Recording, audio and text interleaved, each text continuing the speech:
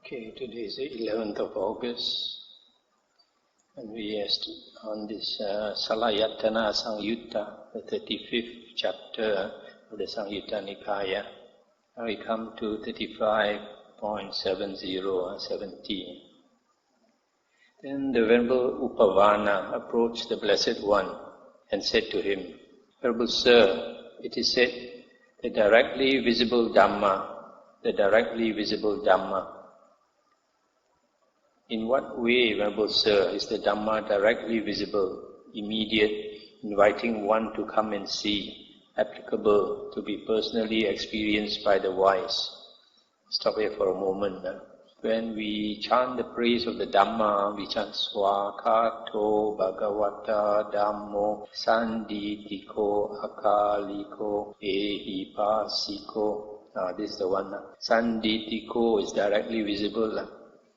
Akaliko is not depending on time, immediate. Akaliko Ehipasiko, inviting one to come and see. All these words. So he's asking the Buddha, what do you mean by that?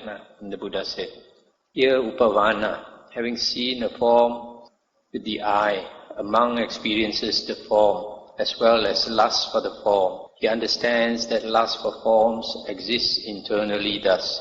There is in me lust for forms internally. Since that is so, Upavana, the Dhamma is directly visible, immediate, inviting one to come and see, applicable, to be personally experienced by the wise. Further, Upavana, having heard a sound with the ear, odor with the nose, a taste with the tongue, a touch with the body, having cognized thought with the mind, among experiences the sense object, as well as lust for the sense object. He understands that lust for the sense object exists internally thus. There is in me lust for the sense objects internally. Since that is so, Upavana, the Dhamma is directly visible, immediate, inviting one to come and see, applicable, to be personally experienced by the wise. But here Upavana, having seen a form with the eye, among experiences the form without experiencing lust for the form, he understands that lust for forms does not exist internally thus. There is in me no lust for forms internally. Since that is so, Upavana, the Dhamma is directly visible, immediate, inviting one to come and see, applicable, to be personally experienced by the wise. Similarly, with sounds, smells, tastes, touch, and thoughts, he understands that lust for these sense objects do not exist internally.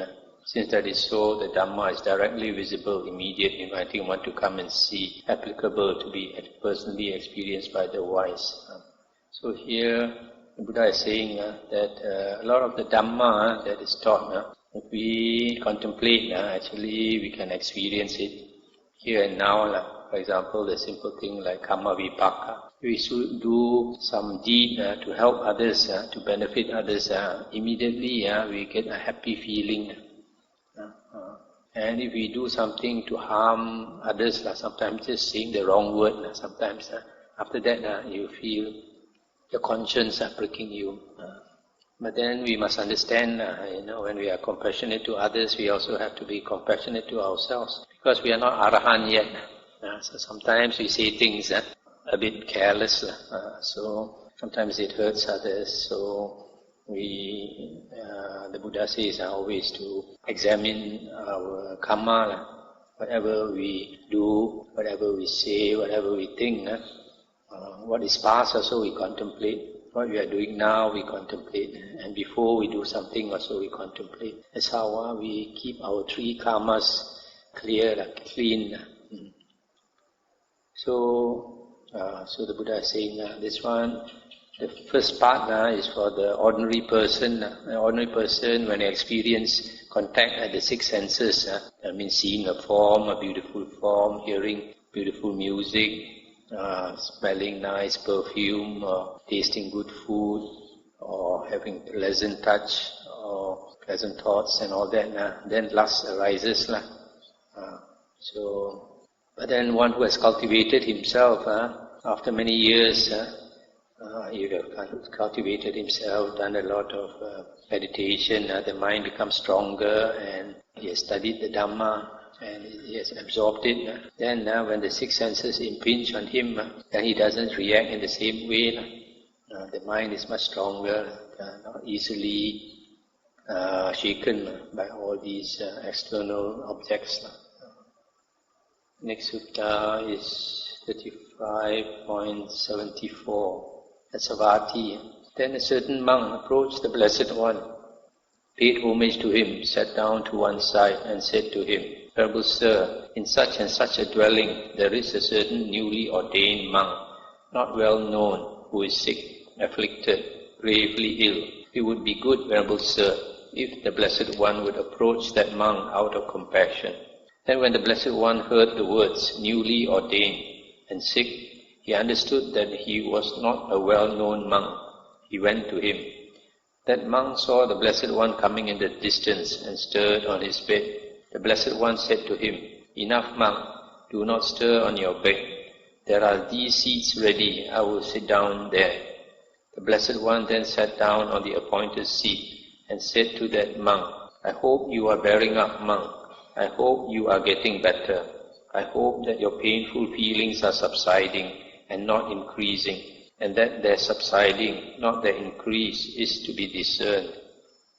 And he said, Venerable Sir, I am not bearing up, I am not getting better. Strong, painful feelings are increasing in me, not subsiding, and their increase, not their subsiding, is to be discerned. And the Buddha said, I hope then, monk, that you are not troubled by remorse and regret. Indeed, Venerable Sir, I have quite a lot of remorse and regret. I hope, monk, that you have nothing for which to reproach yourself in regard to virtue. And he said, I have nothing, Venerable Sir, for which to reproach myself in regard to virtue. Then, monk, if you have nothing for which to reproach yourself in regard to virtue, why are you troubled by remorse and regret? I understand, Venerable Sir, that it is not for the sake of purification of virtue that the Dhamma has been taught by the Blessed One. Here he is saying, what I understand, that the purpose of the Dhamma is not to purify sila only. And the Buddha said, if, monk, you understand that the Dhamma has not been taught by me for the sake of purification of virtue, then for what purpose do you understand the Dhamma to have been taught by me? Venerable Sir, I understand the Dhamma to have been taught by the Blessed One for the sake of the fading away of lust. Good, good monk, it is good that you understand the Dhamma to have been taught by me for the sake of the fading away of lust. For the Dhamma is taught by me for the sake of the fading away of lust. What do you think, monk? Is the eye permanent or impermanent? Impermanent, Venerable Sir. Is the ear, the nose, the tongue, the body, mind permanent or impermanent? And says, impermanent, Venerable Sir. Is what is impermanent suffering or happiness? Suffering, Venerable Sir. Is what is impermanent suffering and subject to change, fit to be regarded thus? This is mine, this I am, this is myself. No, Venerable Sir. Seeing thus, the noble disciple becomes disenchanted with the eye, the ear, the nose, the tongue, the body and the mind. And becoming disenchanted, he becomes dispassionate and he attains liberation. This is what the Blessed One said. Elated, that monk delighted in the Blessed One's statement. And while this discourse was being spoken, there arose in that monk the dust-free, stainless vision of the Dhamma. Whatever is subject to origination is all subject to cessation. In other words, he attained the Dhamma vision and attained stream entry. You see this sutta, why this monk said he was troubled by remorse and regret. And then when the Buddha asked him, why are you troubled by remorse and regret? He said, I understand that it is not for the sake of purification of virtue or sila that the Dhamma has been taught by the Blessed One. Maybe because there are some monks, they are not too fussy about precepts because they think precepts are important, but some monks get carried away too far. They are too particular about precepts. But maybe he's not too particular about precepts because he feels that the purpose of the Dhamma is not mainly for the purification of virtue. Purification of virtue is just a stepping stone. He understands that the purpose of the Dhamma is to cut off lust. And then, so why does he have remorse? Because sometimes if a monk like this is not too particular about precepts, although generally his precepts are okay, only minor points, he's not so fussy. But other monks who are very fussy, they can be very critical. When they're very critical, they're always finding fault with him. So he feels very uneasy. So when he told the Buddha that the Dhamma is taught not for purification of the virtue, the Buddha then asked him, if that's the case, so what do you understand the Dhamma is for? And he said it's for the cutting off of lust, and the Buddha agreed. Final purpose is to cut off lust and craving. That is the way to liberation.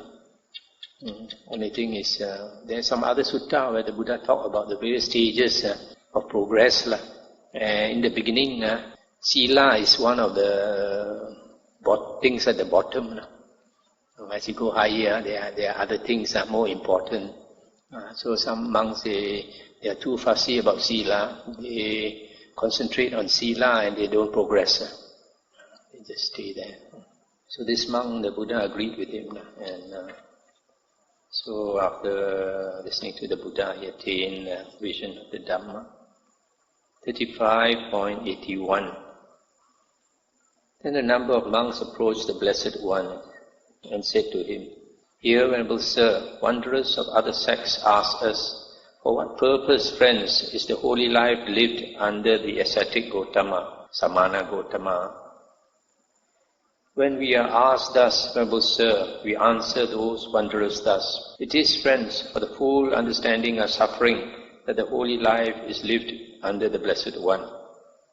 We hope, Venerable Sir, that when we answer thus, we state what has been said by the Blessed One and do not misrepresent him with what is contrary to fact, that we explain in accordance with the Dhamma, and that no reasonable consequence of our assertion gives ground for criticism. And the Buddha said, "For sure, monks, when you answer thus, you state what has been said by me and do not misrepresent me with what is contrary to fact. You explain in accordance with the Dhamma, and no reasonable consequence of your assertion gives grounds for criticism. For monks, it is for the full understanding of suffering that the holy life is lived under me. But monks, if wanderers of other sects ask you, what, friends, is that suffering for the full understanding of which the holy life is lived under the ascetic Gotama? Being asked thus, you should answer them thus: the I, friends, is suffering. It is for the full understanding of this that the holy life is lived under the Blessed One. Forms are suffering. Whatever feeling arises with eye contact as condition, that too is suffering. Similarly for the others, senses, the ear, the nose, the tongue, body and mind, and the sense objects, and then the feeling that arises from contact, all that is suffering. It is for the full understanding of this that the holy life is lived under the Blessed One. This, friends, is that suffering for the full understanding of which the holy life is lived under the Blessed One. Being asked thus, monks, you should answer those wanderers of other sects in such a way. It's the end of the sutta. So you see this sutta, because it is under the six sense basis, this chapter of Salayatana, six sense basis. So he talks about the source of suffering as the eye, and the forms and feeling that arises, and the eye contact, etc. And similarly for the ear, nose and all that. But probably the similar sutta is in the Kanda Samyutta, the aggregate Samyutta. The Buddha will describe the source of suffering as the five aggregates: the body, the feeling, perception, volition and consciousness. So actually the Dhamma, we learn the Dhamma to understand suffering. So when we understand suffering, how suffering arises, how suffering ceases, and the path going to the end of suffering, then only we can eliminate suffering. 35.82. Then a certain monk approached the Blessed One and said to him, Venerable Sir, it is said, the world. In what way, Venerable Sir, is it said, the world? And the Buddha said, it is disintegrating, monk, therefore it is called the world. Stop here for a moment. The world here in Pali is loka. And it comes from the word lojati, I think. Lojati means disintegrating, changing.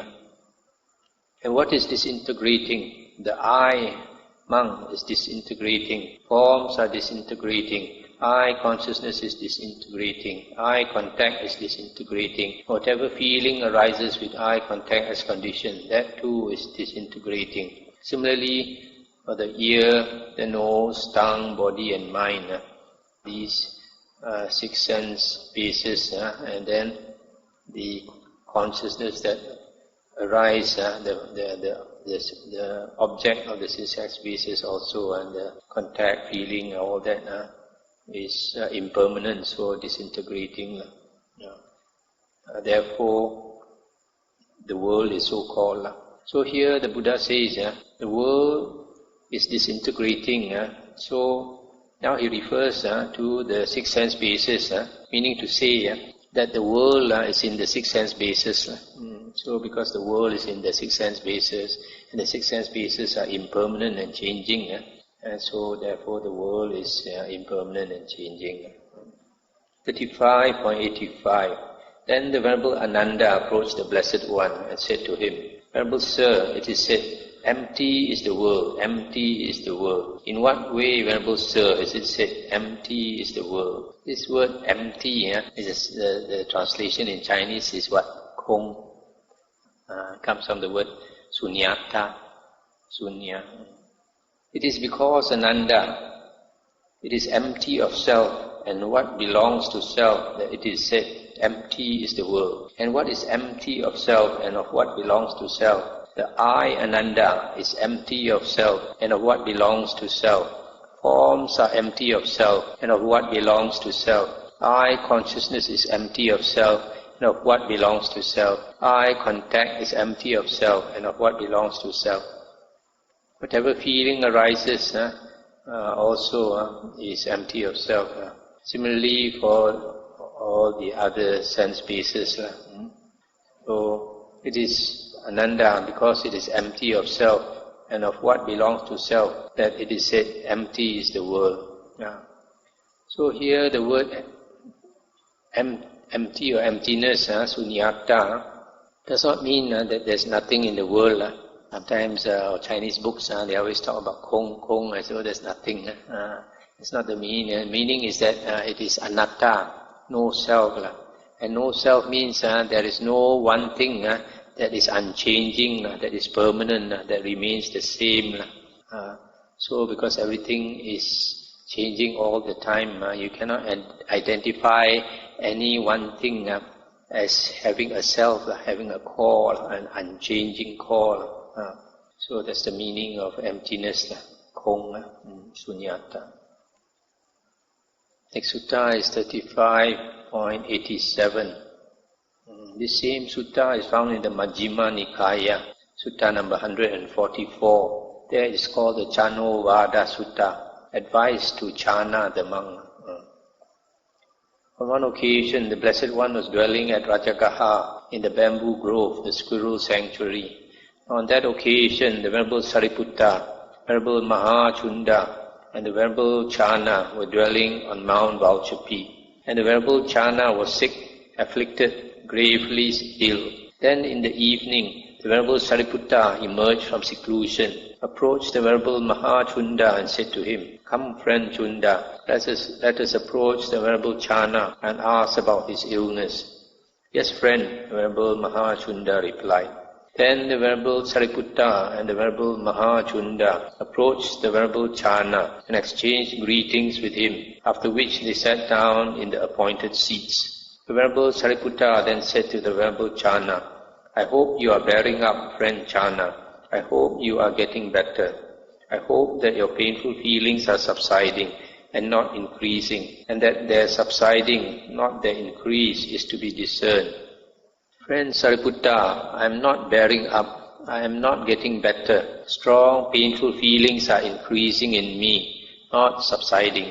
And their increase, not their subsiding, is to be discerned. Just as if a strong man were to split my head open with a sharp sword, so too violent winds cut through my head. I am not bearing up. Just as if a strong man were to tighten a tough leather strap around my head as a headband, so too there are violent pains in my head. I am not bearing up. Just as if a skilled butcher or his apprentice were to carve up an ox's belly with a sharp butcher's knife, so too violent winds are carving up my belly. I am not bearing up. Just as if two strong men were to seize a weaker man by both arms and roast him over a pit of hot coals, so too there is a violent burning in my body. I am not bearing up. I am not getting better. Strong, painful feelings are increasing in me, not subsiding, and their increase, not their subsiding, is to be discerned. I will use the knife, friend Sariputta. I have no desire to live. Stop here for a moment. So this monk Chana, he's very sick, and his body is giving him so much pain. He says he's going to commit suicide. Use the knife. Don't want to live anymore. Let the Venerable Chana not use the knife. Let the Venerable Chana live. We want the Venerable Chana to live. If the Venerable Chana lacks suitable food, I will go in search of suitable food for him. If he lacks suitable medicine, I will go in search of suitable medicine for him. If he lacks proper attendant, I will attend on him. Let the Venerable Chana not use the knife. Let the Venerable Chana live. We want the Venerable Chana to live. Stop here for a moment. I see this Venerable Sariputta is very compassionate. So he says, if you lack anything, I will get it for you. Even if you need an attendant also, I will attend on you. Then he said, Friend Sariputta, it is not that I lack suitable food. I have suitable food. It is not that I lack suitable medicine. I have suitable medicine. It is not that I lack proper attendance. I have proper attendance. Moreover, friend, for a long time the teacher has been served by me in an agreeable way, not in a disagreeable way. For it is proper for a disciple to serve the teacher in an agreeable way, not in a disagreeable way. Remember this, friend Sariputta. The monk Chana will use the knife blamelessly. Stop here for a moment. So he says, he has everything, and also for a long time he has served the Buddha in a good way. And he says, you should know, when I use the knife, it will be blameless. In other words, he's saying that he has attained arahanthood, because the Buddha says if a person commits suicide and then he does not take rebirth after that, that is blameless. If he commits suicide and after that he's reborn again, that is blameworthy. And then the Venerable Sariputta, when he heard the Venerable Chana says indirectly that he's already an arahant, the Venerable Sariputta decided to test him. We would ask the Venerable Chana about a certain point if he would grant us the favor of answering our question. Ask, friend Sariputta. When I have heard, I shall know. Friend Chana, do you regard the I consciousness, and things cognizable with I consciousness thus? This is mine, this I am, this is myself. Do you regard the ear consciousness, and things cognizable with ear consciousness thus? This is mine, this I am, this myself. Similarly, for the other 6 sense bases. And he said, Friend Sariputta, I regard the I consciousness, and things cognizable with I consciousness thus. This is not mine, this I am not, this is not myself. Similarly, I regard the ear consciousness, and things cognizable with ear consciousness thus. This is not mine, this I am not, this is not myself. And similarly for the other 6 sense bases. Friend Chana, what have you seen and directly known in the in I consciousness, and in things cognizable with I consciousness, that you regard them thus? This is not mine, this I am not, this is not myself. What have you seen and directly known in the ear, in the nose, in the tongue, body and mind, that you regard them thus. This is not mine, this I am not, this is not myself. Friend Sariputta, it is because I have seen and directly known cessation in the in eye consciousness, and in things cognizable with eye consciousness, that I regard them thus. This is not mine, this I am not, this is not myself. It is because I have seen and directly known cessation in the ear, in the nose, in the tongue, in the body, in the mind, and in the consciousness, and in things cognizable, that I regard them thus. This is not mine, this I am not, this is not myself. Stop here for a moment. So here he says he has seen these 6 sense bases ceasing. So if he has seen them ceasing, he must have attained a very high state of meditation. And this was said, the Venerable Mahachunda said to the Venerable Chana, therefore, friend Chana, this teaching of the Blessed One is to be constantly given close attention. For one who is dependent, there is wavering.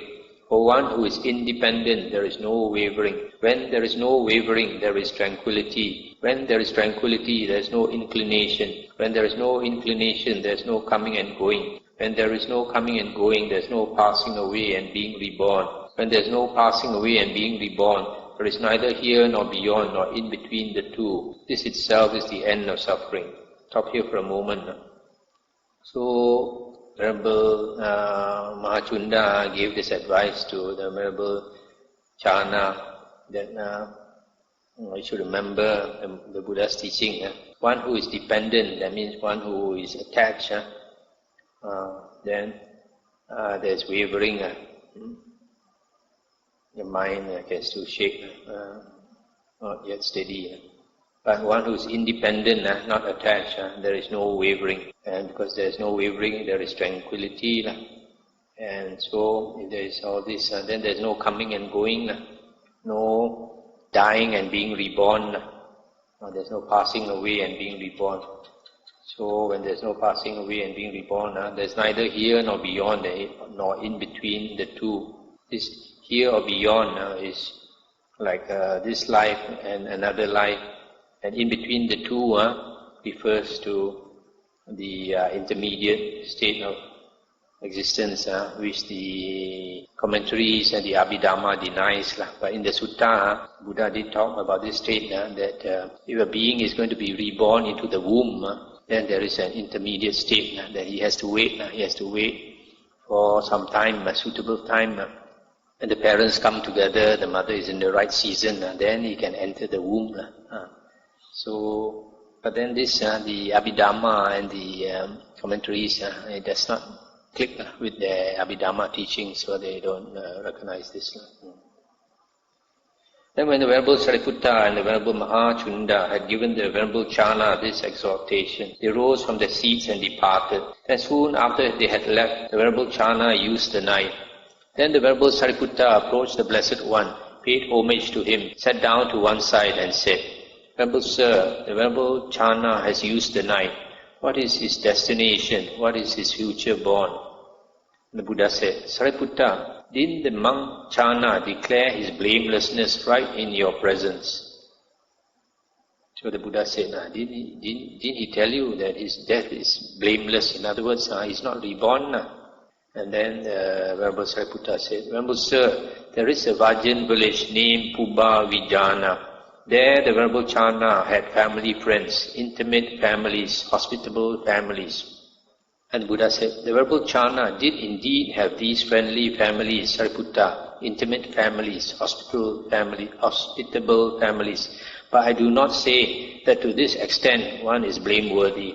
Sariputta, when one lays down this body and takes up another body, then I say one is blameworthy. This did not happen in the case of the monk Chana. The monk Chana used the knife blamelessly. Thus, Sariputta, should you remember it? It's the end of the sutta. So here, the Venerable Sariputta thought maybe because this Venerable Chana, he had very close disciples, intimate families who were very strong supporters. Venerable Sariputta thought maybe he's attached to them, so he still still come back for rebirth. But the Buddha says, even if he has all these strong supporters, that is not blameworthy. A monk is only blameworthy when after death he goes for rebirth again.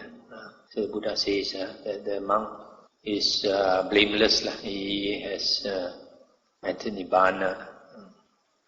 So you see, during the Buddha's time, there were monks like this who, when they were sick, they didn't have painkillers and they didn't have proper medical facilities to ease their pain. So when they were in great pain, physical pain, they have no desire to live anymore. 35.88. This sutta is also found in the Majjhima Nikaya, Sutta 145. There it's called Punovada Sutta, advice to Puna.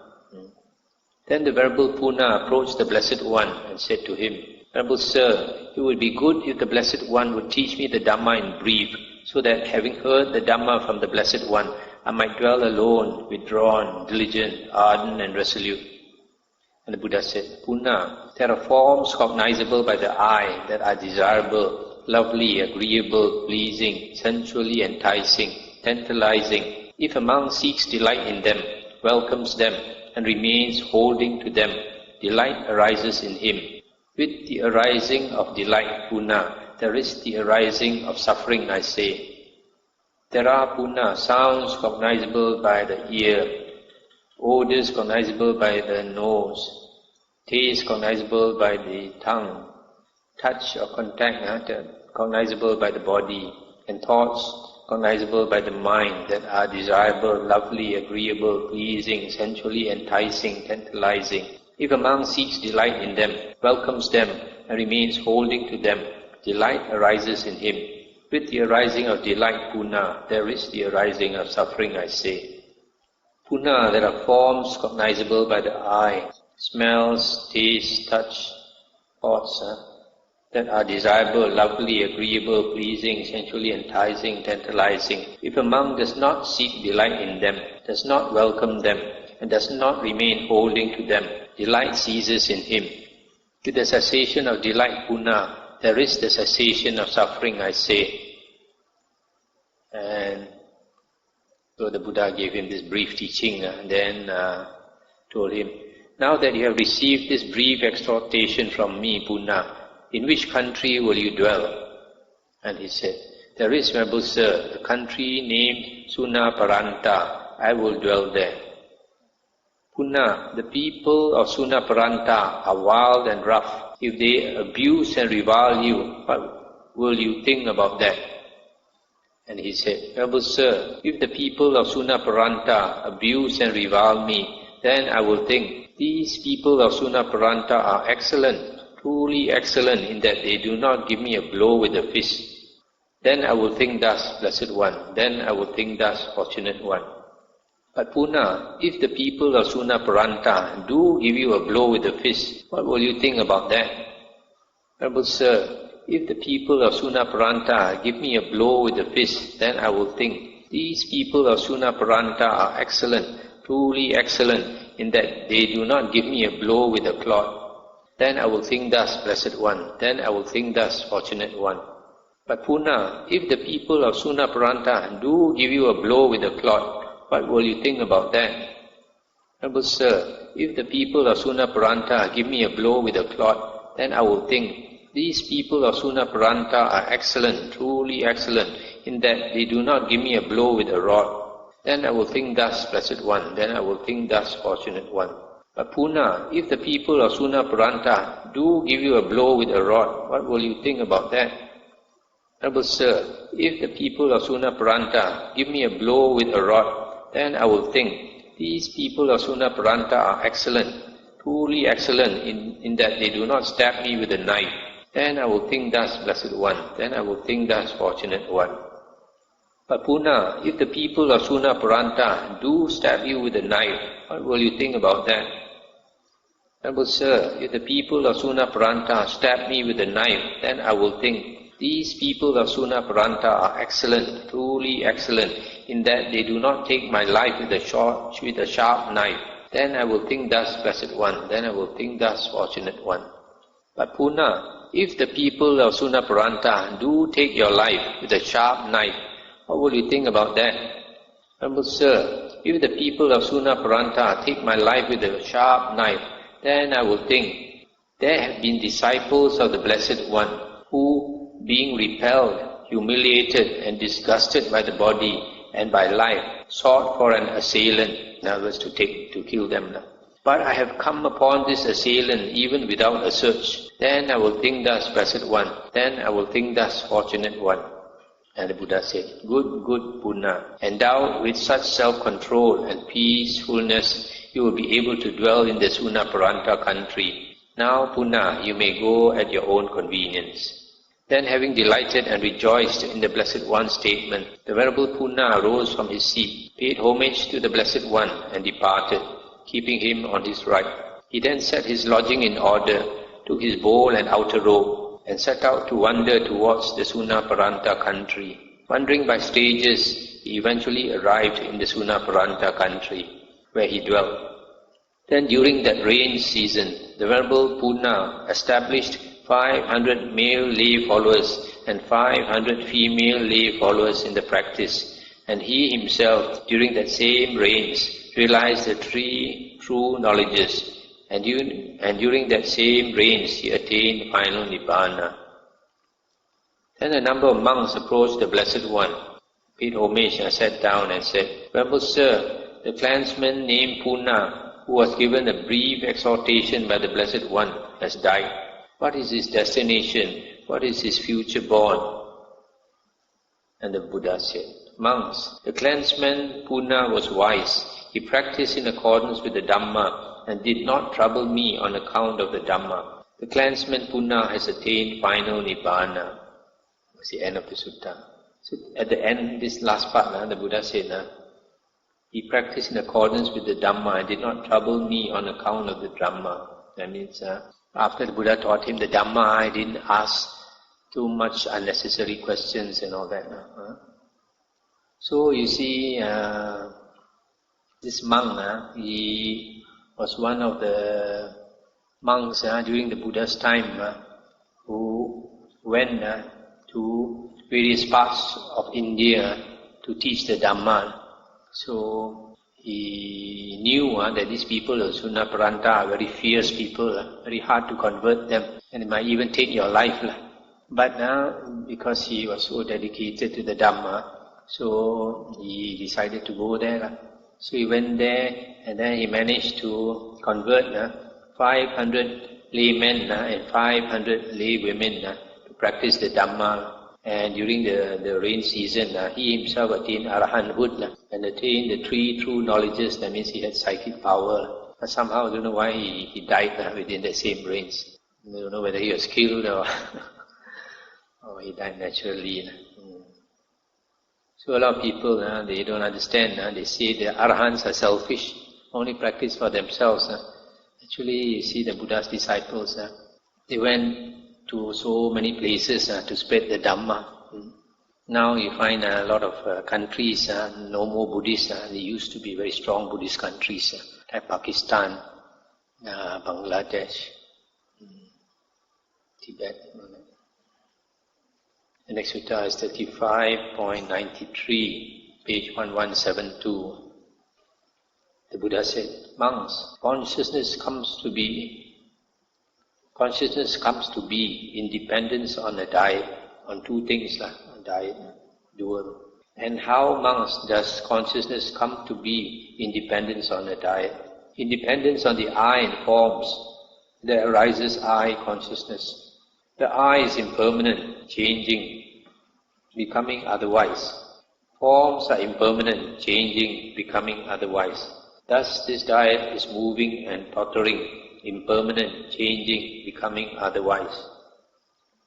I consciousness is impermanent, changing, becoming otherwise. The cause and condition for the arising of I consciousness is also impermanent, changing, becoming otherwise. When monks, I consciousness has arisen in dependence on a condition that is impermanent, how could it be permanent?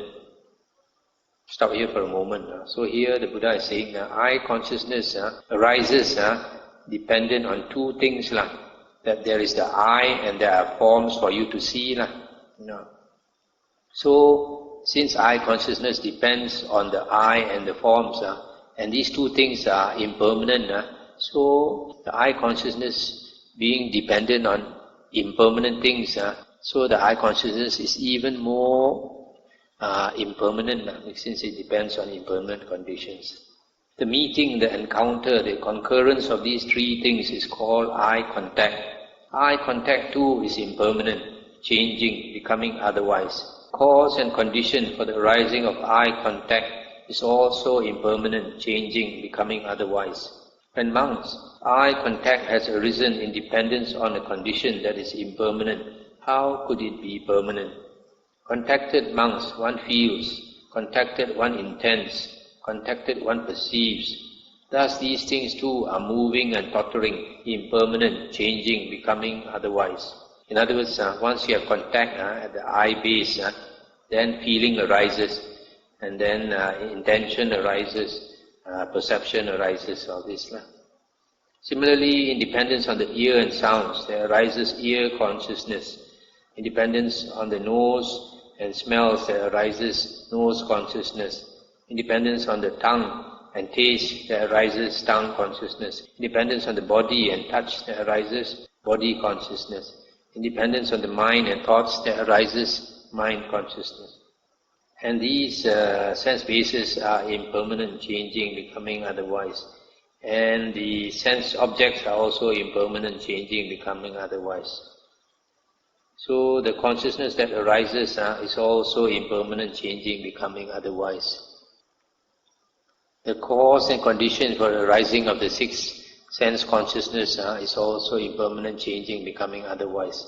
When monks, the sixth sense consciousness has arisen in dependence on conditions that are impermanent, how could they be permanent? The meeting, the encounter, the concurrence of these three things is called contact. Contact too is impermanent, changing, becoming otherwise. Condition for the arising of contact is also impermanent, changing, becoming otherwise. When monks, contact has arisen in dependence on a condition that is impermanent, how could it be permanent? Contacted monks, one feels, contacted one intends, contacted one perceives. Thus these things too are moving and tottering, impermanent, changing, becoming otherwise. It is in such a way, monks, that consciousness comes to be in dependence on a diet, on two things. So here the Buddha is saying that the world that arises in our sense bases is dependent on so many factors, and all these are impermanent. So how can we want to cling to anything in the world that is dependent on so many conditions that are impermanent? So if we cling to the things in the world that are impermanent, we are clinging to suffering. We will only experience suffering. Next sutta is 35.95. Then the Venerable Malunkhya Putta approached the Blessed One and said to him, Venerable Sir, it would be good if the Blessed One would teach me the Dhamma in brief, so that having heard the Dhamma from the Blessed One, I might dwell alone, diligent, withdrawn, ardent and resolute. And the Buddha said, Hear now, Malunkhya Putta, what should I say to the young monks? When a monk like you, old, aged, burdened with years, advanced in life, come to the last stage, ask me for an exhortation in brief. So here the Buddha is saying this Malunkhya Putta is very old and is asking the Buddha for brief instructions. So the Buddha says, if for somebody who is so old like you, if you ask for brief instructions, then for younger monks, I should give even more brief instructions.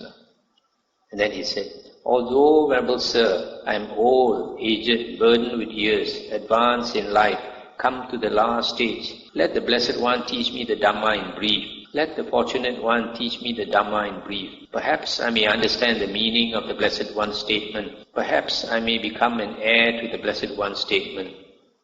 And the Buddha said, what do you think, Malunkhya Putta? Do you have any desire, lust or affection for those forms cognizable by the eye that you have not seen and never saw before, that you do not see and would not think might be seen?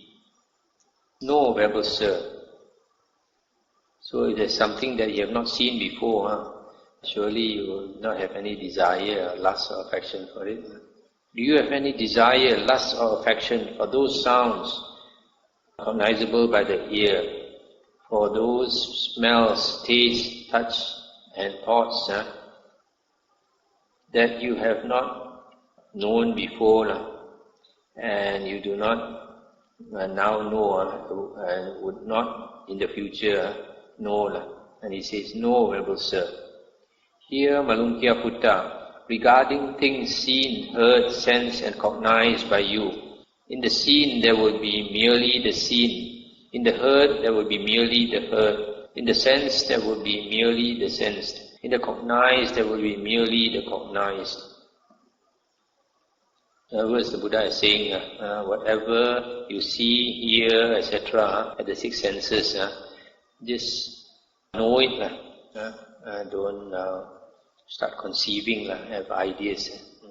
When Malunkhya Putta, regarding things seen, heard, sensed and cognized by you, in the seen there will be merely the seen, in the heard there will be merely the heard, in the sense there will be merely the sensed, in the cognized there will be merely the cognized. Then Malunkhya Putta, you will not be by that. When Malunkhya Putta, you are not by that, then you will not be therein. When Malunkhya Putta, you are not therein, then you will be neither here nor beyond, nor in between the two. This itself is the end of suffering. Stop here for a moment. Here the Buddha is talking about the seen and the heard. That takes care of two senses, the eye and the ear. And then the last one is cognized, is the mind. So the sense refers to the other three. That means the smell, the taste and the touch refers to the sense. See? Any question? Seen, heard, sense and cognized refers to six sense bases. So the seen and the heard is the first two, right? The eye and the ear. Cognized is the last one, the mind. So the sense refers to the second, the third and the fifth. The third, the fourth and the fifth. Merely the nose base, the tongue base and the body base. That refers to the sense. So the Buddha says, if you only know that in the seen there is the seen, in the heard there is the heard, in the sense there is the sense, in the cognized there is only the cognized, then you will not be by that. What do you mean by not be by that? You will not be born by that. You will not be caught by that. You will not be attached by that. And then when you are not caught by that, then you will not be therein. That means you won't be caught therein.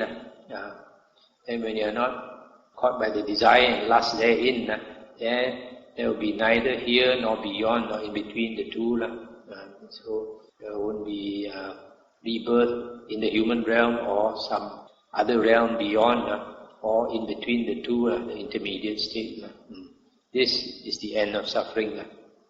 And then this monk said, I understand in detail, Venerable Sir, the meaning of what was stated by the Blessed One in brief. Having seen a form with mindfulness muddled, attending to the pleasing sign, one experiences it with infatuated mind and remains tightly holding to it. That is caught by that. Many feelings flourish there within, originating from the visible form, covetousness and annoyance as well, by which one's mind becomes disturbed. For one who accumulates suffering thus, Nibbana is said to be far away. Similarly, having heard a sound with mindfulness muddled, having smelled an odor, enjoyed a taste, felt a contact, having known an object with mindfulness muddled. For one who accumulates suffering thus, Nibbana is said to be far away. When firmly mindful, one sees a form one is not inflamed by lust for forms. One experiences it with dispassionate mind and does not remain holding it tightly. One fares mindfully in such a way that even as one sees the form and while one undergoes a feeling, suffering is exhausted, not built up. For one dismantling suffering thus, Nibbana is said to be close by. When firmly mindful, one hears a sound, one is not inflamed by lust for sounds. Similarly, when firmly mindful, one smells an odor, one is not inflamed by lust for odors. When firmly mindful, one enjoys a taste, one is not inflamed by lust for taste. When firmly mindful, one feels a contact, one is not inflamed by lust for contacts. When firmly mindful, one knows an object in the mind, one is not inflamed by lust for objects. For one diminishing suffering thus, Nibbana is said to be close by. It is in such a way, Venerable Sir, that I understand in detail the meaning of what was stated by the Blessed One in brief. And the Buddha said, "Good, good, Malunkhya Putta. It is good that you understand in detail the meaning of what was stated by me in brief." And the Buddha repeated the entire verses that Malunkhya Putta said. It is in such a way, Malunkhya Putta, that the meaning of what was stated by me in brief should be understood in detail. Then the Venerable Malunkhya Putta, having delighted and rejoiced in the Blessed One's words, rose from his seat, and after paying homage to the Blessed One, keeping him on his right, he departed. Then dwelling alone, withdrawn, diligent, ardent and resolute, the Venerable Malunkhya Putta, by realizing it for himself, with direct knowledge, in this very life, entered and dwelt in that unsurpassed goal of the holy life, for the sake of which clansmen rightly go forth from the household life into homelessness. He directly knew, destroyed his birth, the holy life has been lived. What had to be done has been done. There is no more for this state of being. And the Venerable Malunkhya Putta became one of the Arahants. That's the end of the sutta. So you see, this old monk came into monkhood at a very old age, but because he had such a strong determination, he still practiced until he attained arahanthood. Actually, when we practice the holy path, sincerity is very important. If we are sincere, then a lot of things we can give up, including our pride, including our, all the unwholesome states. 35.96. The Buddha said, "Monks, I will teach you about one who is subject to decline, about one who is not subject to decline, and about the 6 mastered bases. Listen to that. And how, monks, is one subject to decline? Here, monks, when a monk has seen a form with the eye, there arise in him evil and unwholesome states, memories and intentions connected with the fetters. If the monk tolerates them and does not abandon them, dispel them, put an end to them, and obliterate them, he should understand this thus: I am declining away from wholesome states, for this has been called decline by the Blessed One.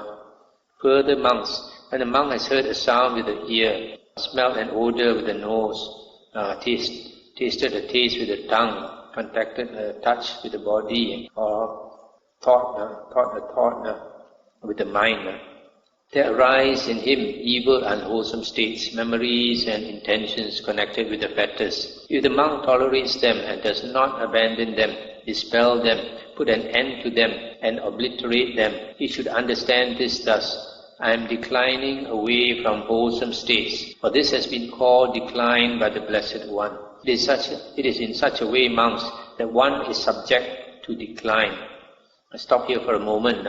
So here the Buddha is saying that when the 6 sense objects impinge on our 6 sense bases, then because of habit, evil and wholesome states based on memories and intentions arise. And then if a monk tolerates them, that means instead of getting rid of those thoughts, he still entertains the thoughts and he finds pleasure in the thoughts, then that is declining from wholesome states. And then the Buddha continued. And how, monks, is one not subject to decline? Here, monks, when a monk has seen a form with the eye, there arise in him evil, unwholesome states, memories and intentions connected with the fetters. If the monk does not tolerate them, but abandons them, dispels them, puts an end to them, and obliterates them, he should understand this thus: I am not declining away from wholesome states, for this has been called non-decline by the Blessed One. Further, monks, when a monk has heard a sound, smelled an odor, contacted a touch, and tasted a taste with the tongue, and thought with the mind, there arise in him evil, unwholesome states, memories and intentions connected with the fetters. If the monk does not tolerate them, but abandons them, dispels them, puts an end to them, and obliterates them, he should understand this thus: I am not declining away from wholesome states, for this has been called non-decline by the Blessed One. It is in such a way, monks, that one is not subject to decline. Stop here for a moment. So, a monk does not decline if when there is contact at the six sense doors and unwholesome states arise, then he recognizes them. He does not entertain them. He puts a stop to all these unwholesome thoughts. Then he will not decline. And what monks are the six mastered bases? Here, monks, when a monk has seen a form with the eye, there do not arise in him evil, unwholesome states, nor any memories and intentions connected with the fetters. The monk should understand this thus: this base has been mastered, for this has been called a mastered base by the Blessed One. Further, monks, when a monk has heard a sound with the ear, smelled a smell, contacted a touch, tasted a taste, or have a thought, there do not arise in him evil, unwholesome states, nor any memories and intentions connected with the fetters. The monk should understand this thus: this base has been mastered, for this has been called a mastered base by the Blessed One. These monks are called the six mastered bases. So the first part is about a monk in training who has not finished his work. Even though he has attained Sotapanna or Sakadagamin, when there is contact at the six sense doors, because of habit, when we see a beautiful form, we want to see again. So if you know then it's not wholesome, then you turn your eye away, you don't entertain it, especially the thoughts that arise from there. So similarly for the other six sense bases. So a monk in training, this will happen naturally, that unwholesome thoughts tend to arise every now and then. But because a monk is training towards revulsion, he cannot straight away get rid of the thoughts. He has to put in effort. Then when he puts in effort to dispel unwholesome states of mind, then he will not decline. But the last part is about the mastered basis, concerns the Arahant. Arahant has finished his work, so that when his six senses contact anything, unwholesome states do not arise. He has cut off the tendency towards these unwholesome states. So this is interesting because in the other suttas, the Buddha talks about how a monk is mastered the body, but not mastered the mind. So you take some time to master the body, you don't indulge in these unwholesome things, but the mind still takes some time to master. So I'll stop here for tonight. Anything to discuss? And compared to the first book, this like the third book and this is the fourth book, is more heavy going. Yeah. During the Buddha days, monks usually would ask the Buddha to teach the Dhamma in free, and then they would go and practice institution on their own. But really, the Buddha would not agree to let monks, not all the time that they allow monks to practice institution on their own. These days, we have newly ordained monks, and even Salayatana, they prefer to practice institution on their own without a teacher. So, we also know that the Buddha places the eye practice on Indra Sampara and Veda. So where do we draw the line? Given that Buddha is no more here. So most monks, after ordination, they come back, they are on their own. So we can see the enlightenment of this possibility that what should we do? Actually, the Vinaya books are quite clear about this. The Buddha said that generally a new monk should train with an experienced teacher and for 5 years.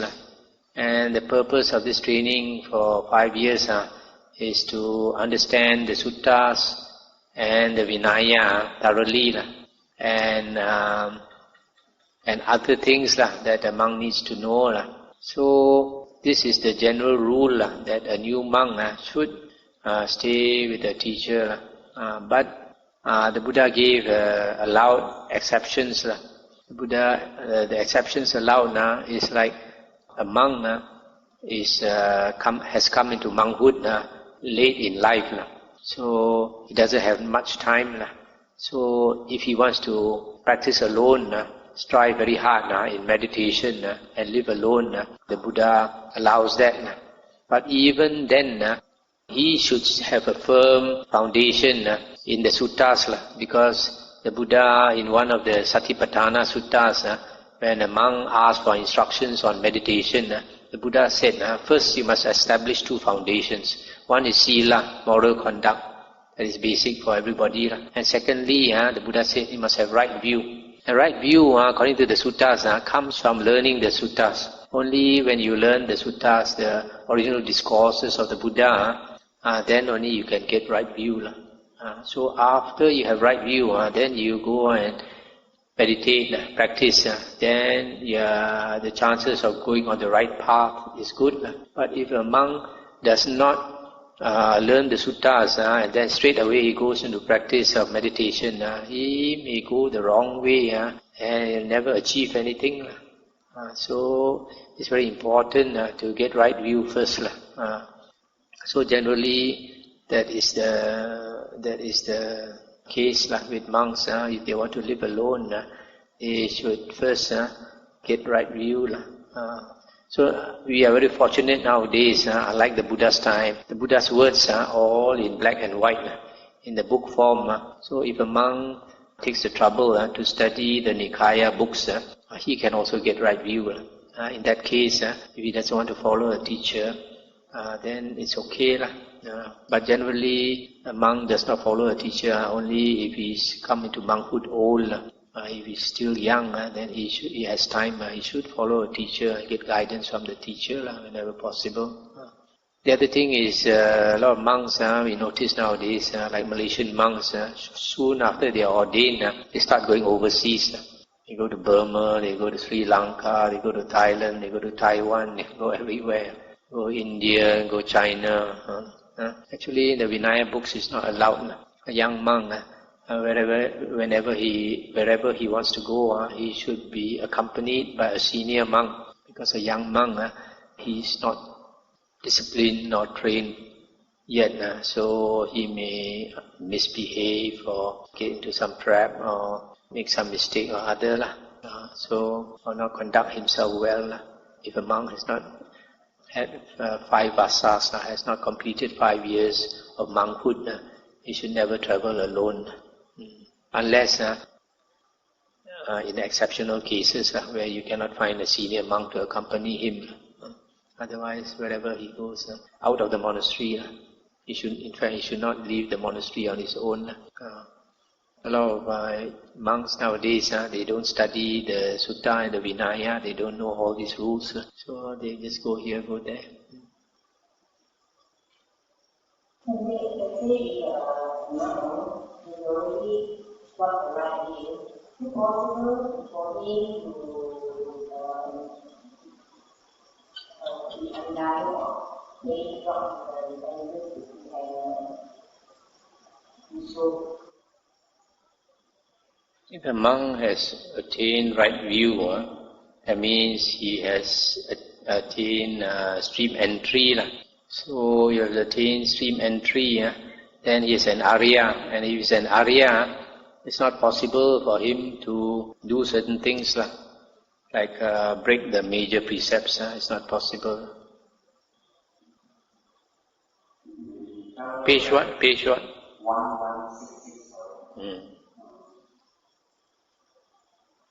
It could be that is attained the state where this consciousness ceases, which means this, what we call the cessation of perception and feeling above the arupa jhanas, above all the jhanas. You have this state called cessation of perception and feeling, where the sixth consciousness stops. When the sixth consciousness stops, the world also disappears. The body and the world and the I, everything disappears. When a person comes out of that state, it's a very high state, he either becomes an anagamin or an arahant. This one, there are some monks, they practice like the 32 parts of the body, loathsomeness of the body, and then they are repelled by the body, disgusted by the body, and then they want somebody to kill them. They look for somebody to kill them, take their life.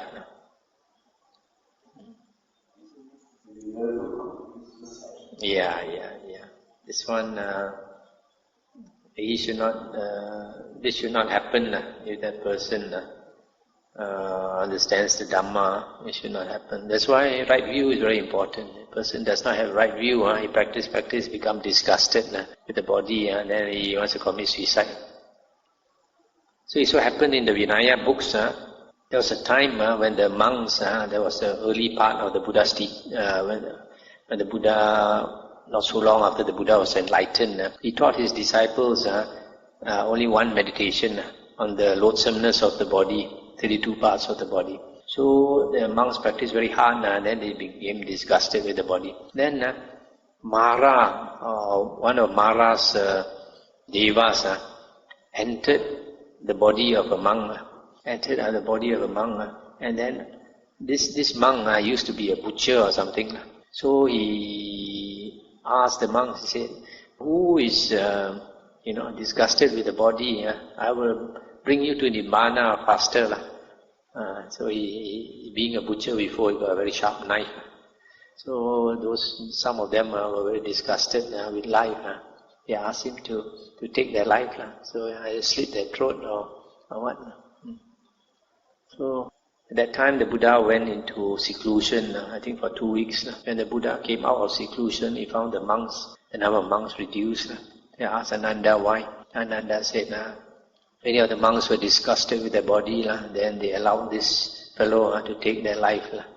And Ananda asked the Buddha to teach another meditation subject out of compassion.